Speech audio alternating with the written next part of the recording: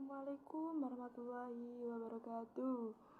Perkenalkan, nama saya adalah Rai Syukiarti dari kelas Elektro 1 yang bernomor absen 32. Di sini saya dapat tugas dari guru saya. Yang pertama menjelaskan tentang 10 sensor Arduino dan 10 microcontroller. Sebelum lanjut ke videonya, jangan lupa like, subscribe, dan komen di bawah ya guys. Next videonya. Arduino adalah suatu mikrokontroler pengendalian mikro pada tunggal yang bersifat sumber terbuka, menjadi salah satu proyek open source hardware yang paling populer dirancangkan untuk memudahkan penggunaan elektronik dalam berbagai bidang perangkat. Kekerasnya memiliki processor Atmel AVR. Sensor sidik jari. Sensor sidik jari atau yang bisa digunakan disebut fingerprint biasanya digunakan berbagai akses keamanan pada suatu sistem. Cara kerjanya yaitu membaca sidik jari. Hasil pembacaan ini yang akan nantinya dikirim ke microcontroller untuk diproses lebih lanjut. Sensor PIR. Fungsi dari sensor ini adalah mendeteksi adanya gerakan, jadi bisa diletakkan bahwa sensor PIR ini adalah sensor gerak. Cara kerjanya yaitu pergerakan objek memancarkan radiasi infrarodi termasuk pada manusia. Jadi sensor ini tidak akan mendeteksi pada benda mati. Sensor flag. Sensor flag yaitu memiliki fungsi unik yaitu mendeteksi kelengkungan. Sensor ini akan mengubah orientasi akibat adanya perubahan lekukan pada bagian sensor. Sensor magnet. Fungsi dari utama sensor magnet adalah mendeteksi adanya tidaknya medan magnet yang berada di sekitar sensor. Contoh sensor salah satu tipenya adalah MG-38. Sensor tekanan. Fungsi utama sensor ini adalah mengukur besarnya tekanan pada suatu objek baik pun berupa zat air, gas maupun zat padat.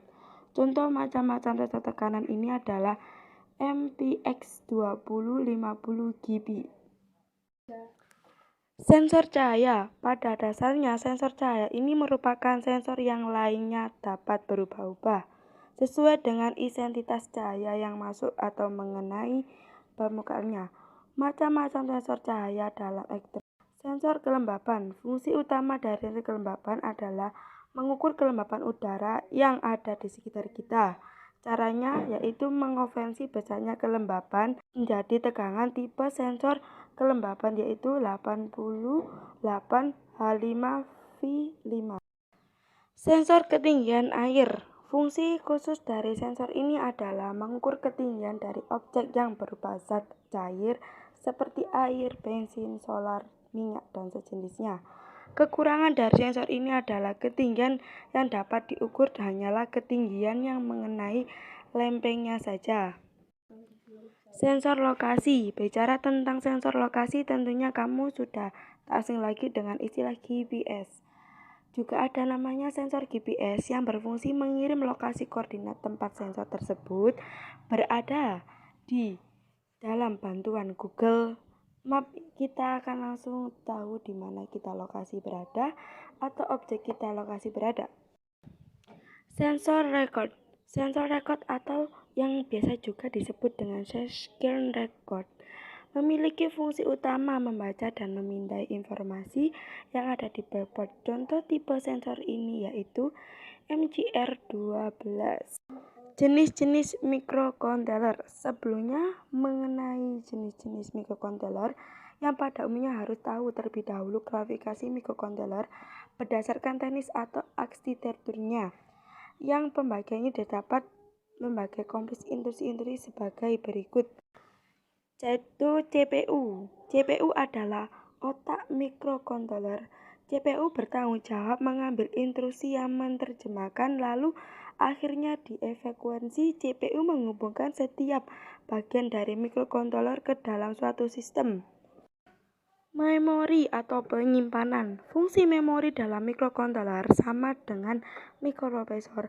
Memori ini digunakan untuk menyimpan data dan program. Sebuah mikrokontroler biasa memiliki sejumlah RAM dan ROM. Port serial atau port serial. Port serial menyediakan berbagai antarmuka sebagai antar mikrokontroler dan virtual lain seperti port paralel.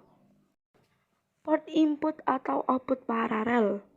Port input atau output paralel digunakan mendorong atau menghubungkan berbagai perangkat LCD, LED, printer, dan memori dan perangkat input atau output lainnya ke dalam mikrokontroler ya guys. Pengatur waktu atau penghitungan. Dalam salah satu fungsi yang sebenarnya berguna dari mikrokontroler, mungkin memiliki lebih dari satu tim protokol pengukuran waktu. Dalam operasi utama dilakukan pada bagian ini adalah fungsi jam atau mutasi pembangkitan pulsa, pengukuran frekuensi, isolasi analog atau ADC. Konversi ADC digunakan untuk mengubah sinyal analog berbentuk digital. Sinyal output dalam konversi harus memiliki analog, sedangkan output dan output berbentuk digital. Digital analog atau DAC. DAC merupakan operasi pembalikan konversi ADC. ADC merupakan sinyal digital format analog, biasanya digunakan untuk mengendalikan perangkat analog seperti sepeda motor, DC, dan lain sebagainya ya guys. Kontrol erupsi. Kontrol interpretasi atau input control digunakan menyediakan erupsi untuk program kerja. Input dapat berupa eksternal yang dapat digunakan instruksi seperti selama pemrograman. Blok fungsi khusus. Beberapa mikrokontroler yang hanya dapat digunakan untuk beberapa aplikasi khusus. Pengontrol ini memiliki beberapa port tambahan untuk melakukan operasi khusus tersebut yang umumnya dinamakan dengan blok fungsi khusus.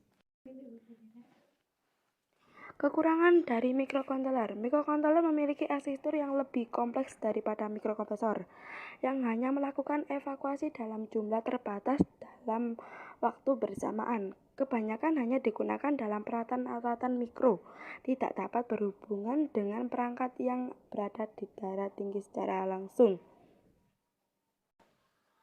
Keunggulan dan kelebihan utama dari mikrokontroler. Mikrokontroler bertindak sebagai mikrokomputer tanpa harus ada komponen digital tambahan lainnya.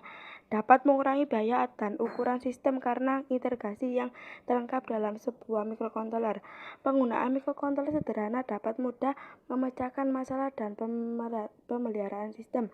Sebagai besar, pin dapat diprogram oleh pengguna untuk melakukan berfungsi memudahkan atau menghubungkan port atau RAM dan 1 bus kosong tambahan.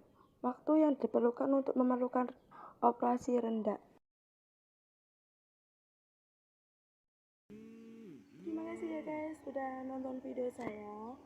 Dan kalau ada kekurangannya saya minta maaf banget loh ya, karena aku baru buat channel YouTube kali ini.